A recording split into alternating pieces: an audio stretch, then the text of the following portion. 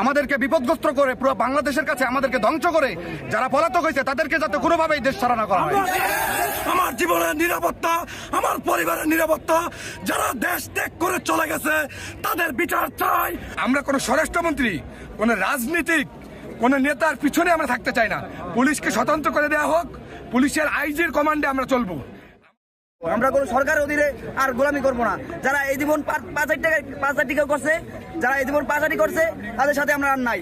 আমরা সুন্দর, নিরপেক্ষ এবং সুন্দর একটি পুলিশ বাহিনী করতে চাই। সেই অবস্থায় আপনাদের সবাই আমরা মর্মাহত। আমরা যারা পুলিশ বাহিনীতে যারা কর্মরত আছি, পুলিশ সদস্য, আমরা চাই নাই এরকম কাউকে আমরা মারতেও আসি নাই, আমরা মরতেও আসি নাই। আমরা আসছিলাম আমাদের পরিবারের স্বার্থে, আমাদের নিজেদের স্বার্থে।